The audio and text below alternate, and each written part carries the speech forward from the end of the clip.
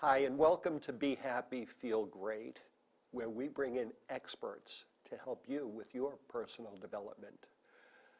A while ago, I had a special guest on the show, Jim Ryan. And Jim was a professional speaker.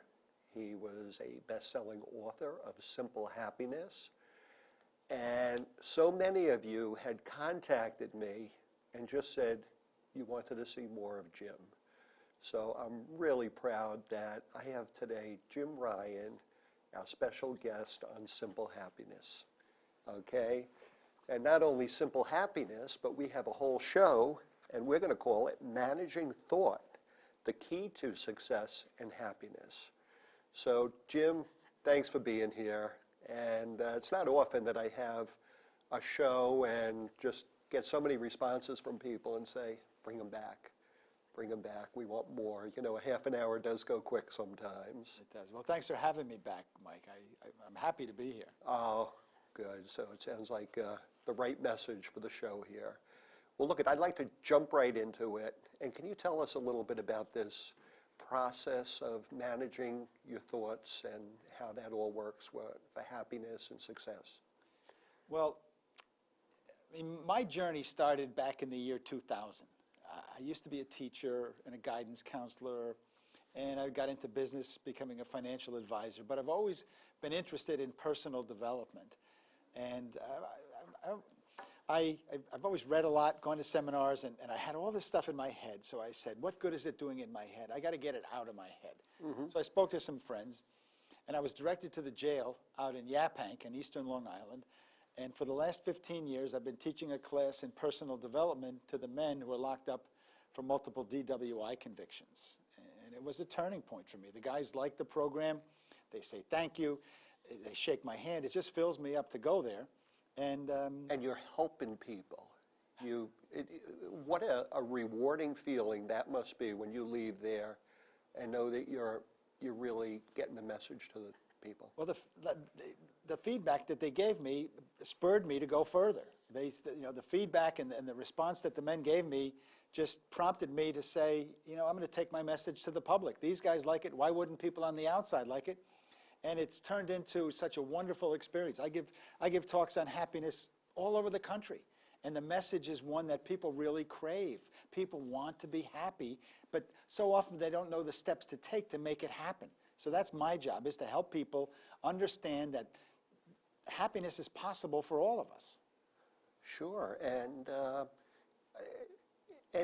anywhere you go, as you said, you're traveling across the country. You're meeting a lot of different people, from being in a prison on Long Island to, out probably with CEOs and business people and everybody else in between. And the message is really the same. And you know what I find, Mike? People are people. People are people. That's I gave a talk to prison wardens in Ohio. I gave a talk to tow truck drivers in Baltimore. And people are people. Everybody wants that common denominator of feeling good about themselves. They want to have meaning in their life. They want to know that they matter in their life. And my message spurs the potential that people have to be the best version of themselves. And it's so exciting. So how do you work with this, with your thoughts and everything? Can you tell us how that whole process works? One of my signature talks is Managing Thought, the Key to Success and Happiness in Life. And so often, people feel like they're stuck in their life. Their life is what it is. Yep. And if we could only let go of the thoughts that make us feel lousy and hang on to the thoughts that make us feel good, our life would start to get better. People think they are their thoughts, and they're not. A thought is just a thought. We have thousands and thousands. I think 65,000 thoughts every day. And they pass through our mind. And they're just thoughts. They're not my life. But you know what? My life becomes a manifestation of the thoughts that I choose to hang on to. And that's the key word, choose. We don't even realize we're choosing. You are choosing it. We are choosing, but mostly we're choosing by default because we don't know any other way. So my job in this talk is to help people understand that they're separate from their thoughts. They are not their thoughts. And we do an exercise. First of all, we talk about our thought systems. You know, we have these thoughts that we've developed over our lifetime. We've developed our view of the world, and it comes from our parents, our teachers, our coaches, our friends, our experiences, and we've developed a view of the world. And for whatever it is, that's it. That's our thought systems.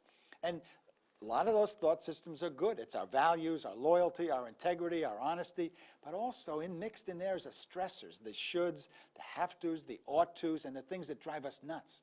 But there's hope, because just like we have our thought systems, we have our natural state of mind. And that natural state of mind is where peace resides. Peace, tranquility, solutions to problems, joy, all the good things. Yeah. We just have to know how to get from here when we're stressed out over to here where everything is good. We got to, and so we number one, we have to want to be over here. So many people wear their stress like a badge. That's all they talk about. You have to have that intention to... They have to have the intention to have a nice life, because so many people just talk about how, you know, if you worked where I worked, if you had my commute, if you had my boss, if you had this, and all they talk about is... negativism, and you got to get away from that. It's contaminating you. It is, and some people get stuck in that system, that way of looking at the world. Everything is tough, everything is difficult. And they never really experience that peace and joy and love and tranquility. But what does Jim Rohn say, you know, about surrounding yourself with 5 people, and that's the way you're going to, you know, you got to put the positive people around. Your closest friends are a reflection of who you are. Yeah. So you got to be honest with yourself, and who are you hanging around with? Because we tend to hang around with people who agree with us. If I'm miserable, I don't want someone telling me how happy he is. That's safety, your comfort zone. I like people who are like, you know, share my view of the world. Yeah. But see, the other thing is, in order to get over to this natural state of mind, we got to know what it feels like to be there. It's like if you're driving to Mattatuck on Long Island, on the east end of the North Fork of Long Island from Brooklyn, and it's a rainy night, and it's your first time going there. You've got the directions. You don't have a GPS. You've got the directions. It's difficult to find your way. But the second time you go, it gets a little easier. And by the third time, it's easy. The same thing with getting from our thought systems to our natural state of mind. The more we can be here and experience this tranquility and the well-being, the easier it is to get there. And in my talks, we practice being there. We practice being in this natural state of mind. So we do a little meditation.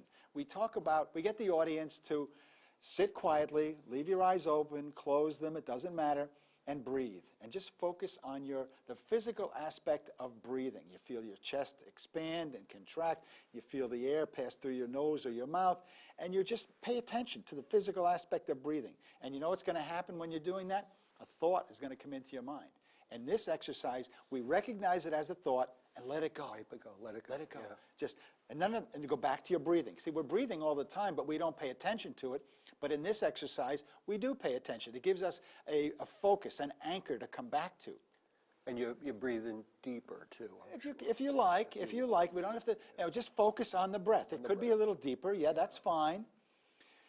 And then another thought's going to come into your head. And you notice it, and you let it go. And this process of separating ourselves from our thoughts is critical, because a thought is just a thought. And if we can understand and develop the skill to separate ourselves from those negative thoughts and move over here and to a better feeling thought, our life is going to start to get better immediately. You know, and again, you explain things so simple, you know, which goes along with simple happiness. And Jim's book, 52 ways to lighten up, and we're going to talk a little bit more about it later. But when Jim's talking about this whole thing with your breath and the meditation, in between those thoughts, I believe it was Wayne Dyer who called it the gap in between there. And that's really what you're looking at, getting rid of some of those thoughts. And it's hard to do at first, but once you get the experience, and it's still to go completely blank, you know, because you have 65,000 thoughts a day. But anyway, it's just, again, these simple things that can help you like this. See, meditation, is, you know, in its simplest form, is just emptying your mind and being. But this particular meditation, the idea is to understand and to develop the skill to separate yourself from your thoughts so that you understand and internalize that I am not my thoughts. Because so many people think that their thoughts are their life, and they say things like, well, that's who I am. That's how I've always done it. And they sabotage themselves when And with some of those. They don't give themselves a chance to experience this well-being. And it's exciting when you can do that. It's a skill like archery or bowling. The more you do it, the better you get at it. The more you spend time in this peace, in this natural state of mind, the more you're going to want to be here. And, you know, you are the perfect example of somebody who really got out of your comfort zone by going to the jail. And, you know, part of your talks and some of the things that I've heard you say is with that, you know, stepping out and looking, you know, these people have these thoughts and they might be self-defeating thoughts. I can't do it, those shoulds and all that stuff. And it might take them out of their comfort zone and to feel it. You were talking about being on this side and seeing what it's like, and they have to, I guess, also feel that they deserve it, right? Is that? Well, you're right. You got to ask yourself the question, what kind of a life do I want for me? And if you have to be honest with yourself, because like I say, some people wear their stress like a badge. Is that what you really want, or is that just what you're used to? Yeah. Or is that you don't realize that you have the power and the potential to have a better life? You know, some people think they're stuck. Yeah, yeah. And you know, that brings me to the happiness quotient. You know, there's been a lot of studies by psychologists over the last 15, 20 years. Since I've been studying happiness, psychologists have been doing tests and so on. And the prevailing wisdom is one's happiness quotient, 50% of it is genetic. In other words, we're born of parents. We have certain genetic tendencies. Maybe my parents were relaxed and optimistic and happy-go-lucky. I probably inherited some of those characteristics. Maybe my parents were the opposite. Maybe they were a little sad, a little negative, a little on the depressed side. I may have inherited that. Those are tendencies. And notice I use the word tendencies. They're not fixed in stone. So 50% of it 50% of your is where we're starting from. Okay. 10%, they say, is our circumstance. Did we grow up in a safe neighborhood, or was it scary to go out? Did we have a happy, loving family, or was it dysfunctional? Did I go to a good school, or was it a mess? So that's 10%. And you know what the other 40% is? What you do with it. What we do with what we've got. See, everybody is dealt a hand. Everybody is dealt a hand.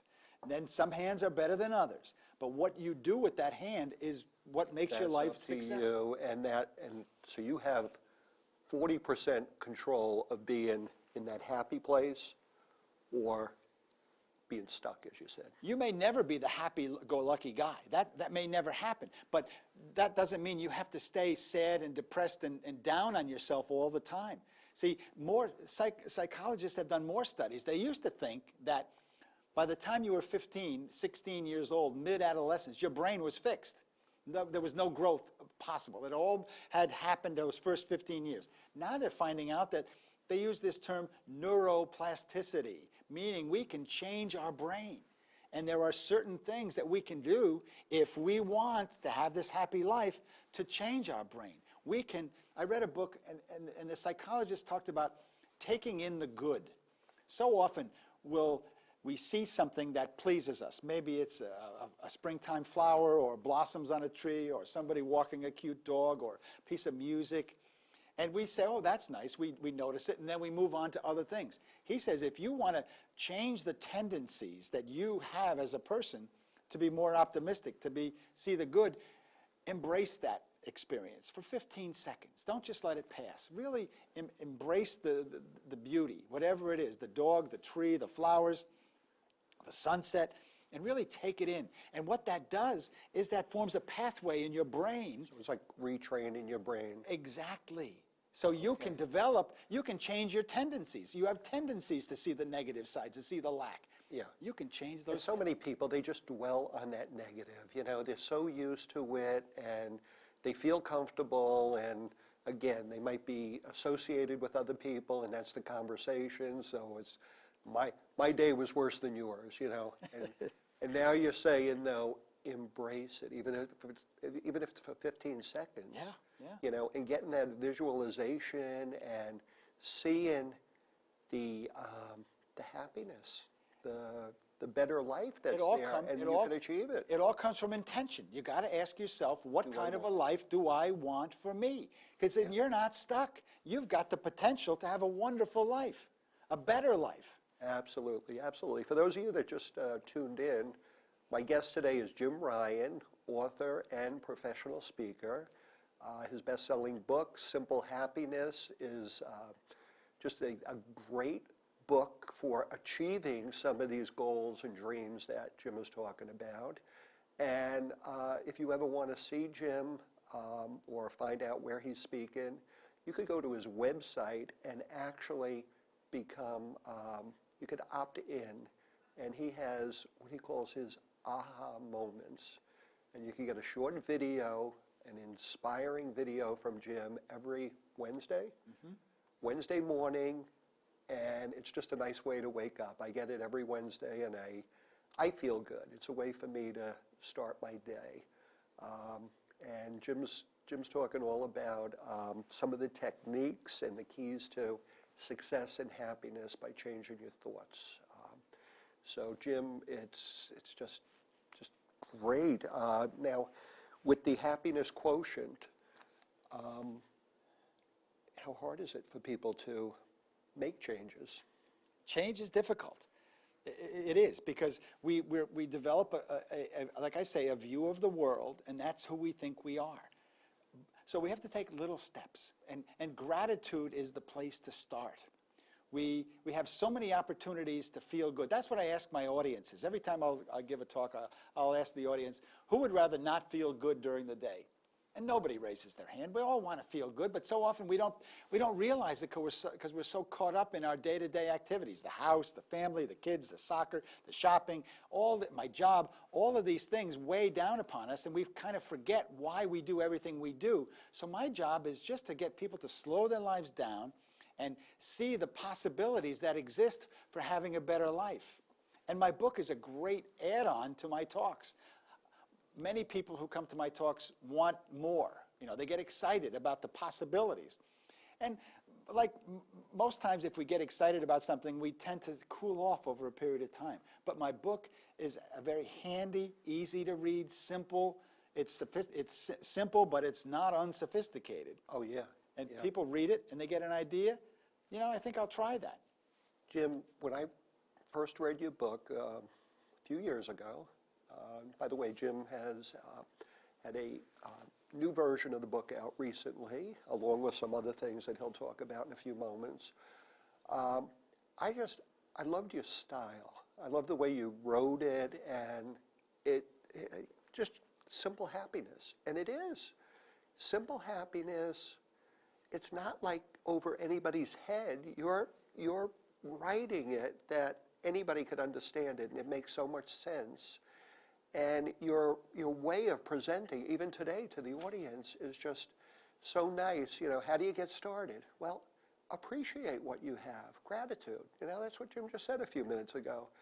And when he was saying that, look at, I'm thinking to myself, all the things that I'm grateful for, and how many people in the world would probably wish that they could be in your shoes, you know, and yet people, they want more. They're not happy. They don't realize it. I guess if they could just take a deep breath and think about what they do have and focus in on that a little bit. Perspective is so important. Perspective, how we see things.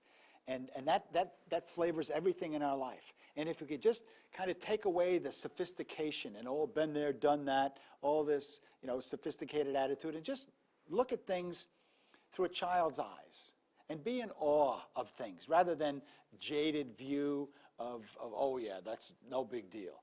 And it all starts in the morning when you throw your legs over the side of the bed and stand up. Tomorrow morning, pay attention. What's your thought? It could be something as simple as, thank God I can get out of bed by myself. Because there's a lot of people who can't get out of bed by themselves and they wish they could. Yeah. This mundane activity that we take for granted is a source of joy. Small, but that's where we start. We can't change our life wholesale in a minute, but we got to start with small steps. Then we go down to the bathroom. What's your thought as you go down to the bathroom? It could be, thank God, I've got indoor plumbing. There's more people in the world without indoor plumbing than with it, and we take it for granted. I ask my audiences, how do you feel when you're taking something for granted? And I say, I never heard anybody say, yeah, I'm taking that for granted. It's nothing. It's neutral, nothing. And we all want to feel good. Being grateful for little things, you feel good, and you start on that path. Yeah, you were talking about getting up out of bed in the morning and you have two legs. You know, some people don't. But yet, there are people, you know, and this goes back a little bit to your conversation before, that might not, but yet they could have a better attitude than people that do, you know. So even that 50% quotient, I guess, that you called it, you know, they could be people that had the worst childhood and grew up, you know, when Wayne Dyer, we mentioned before, you know, and there he was in an orphanage and his father left him, and, you know, and he turned out to be such a success story. And when you read his background, there's so many people like that. I gave a talk at a church in Bayside a couple of weeks ago. And there was a woman who came, it was a series of talks, and the woman came in a wheelchair. And she came up to me after one of the talks and confided in me that she's got MS. And, oh, yes, MS. And she said, I'm happier now than I've ever been before.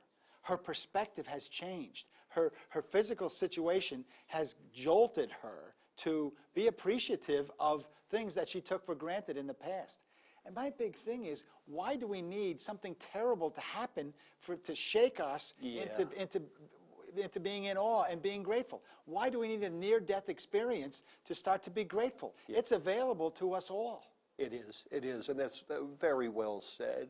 And, you know, live life to the fullest every day. Be happy, enjoy it. Life is short, and think of those good things, you know, be grateful for what you have. Now somewhere I heard about, you mentioned the placebo effect. What would that be, Jim? I think we know what the placebo effect is. We know what it's like. In case we don't know, it's very simply a pharmaceutical company is testing a new medicine, let's say for migraine headaches. And they get a sample population of people who get migraine headaches. They take half the people and they give them the medication that they're trying to get approved by the FDA, and they take the other half of the people who get migraines and give them something that looks just like the medicine but has no active ingredients. It's a sugar pill. It's the placebo. So they go about they take it in a prescribed manner, and they come back months later or whatever the protocol is, and they poll the people, and you know what happens? Some of the people who took nothing get better. How does that happen? The answer is they think they're getting the medicine. Yeah. And I mean, it happens all the time. The FDA won't approve a drug unless its efficacy is a certain percentage above the placebo. See, this tells me, we know this intellectually. We know so many things intellectually, but do we internalize them to make our lives better? See, this placebo effect tells me that if I believe something, it's true for me. And why do I hammer myself with the belief of the things that I can't do, my limiting beliefs, my thoughts of stuff that I can't do? Why not tell myself I can do it? Why not? I'm capable. I have the ability. And by visualizing our success, by visualizing the achievement of what we want to achieve, having the life we want to have, having the relationships we want to have, having the job I want to have, having everything that I want to have, if I can visualize it, I start to build that belief that it's possible for me versus believing it won't happen. Yeah, I've heard of a lot of people where they actually, if they're looking to achieve, let's say, that promotion or the job or starting their own business, to help visualize it, they'll have photos on their refrigerator, in their bathroom, up on the ceiling when they wake up in the morning, just to keep reminding them. And it sets that goal and it sets that whole thought process in motion.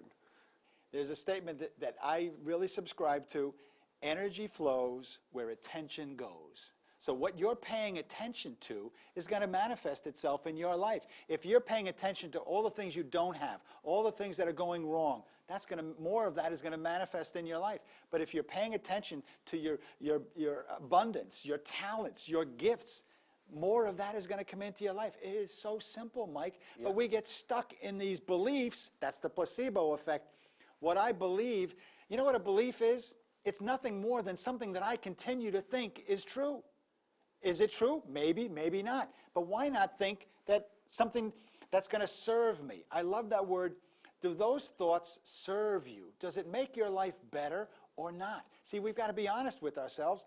And why have thoughts that don't serve us? Absolutely, absolutely. And it just keeps that cycle going, and it keeps you, depressed, and Yeah. I hate my job, instead of, wow, I have a job,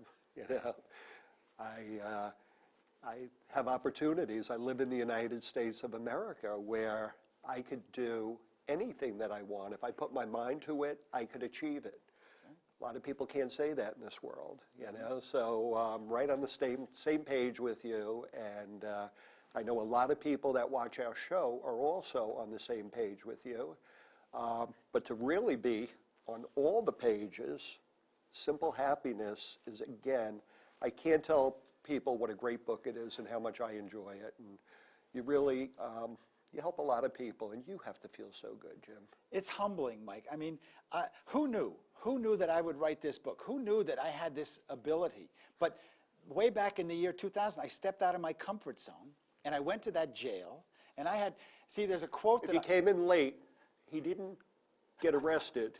He went to a jail. You got to go back and watch the beginning of the show. I volunteer at a jail, and I teach a class in personal development. So that, for me, was stepping out of my comfort zone. And there's a quote from Joseph Campbell that I use in my talks. Joseph Campbell is a world expert in religion and mythology. He's dead about 15 years. But he used to teach those two disciplines at Columbia University, I believe. And I was watching him on TV one Saturday, and he said, if you follow your bliss, doors will open that you didn't even know existed. So when I stepped out of my comfort zone and went to teach that class at the jail, doors opened that I never knew existed. I never knew I could write a book. I never knew I would travel around the country talking about how to be happy. I never knew people would come up to me and say, thank you for writing that book. All the enthusiasm from Jim here and his books. Also, Making Happiness Happen. Go to his website, JimRyanTalks.com. And you could also get his books on Amazon, okay? So thank you very much, Jim, and it was a pleasure. And I think you made a lot of people happy today. Thanks, Jim. Thanks.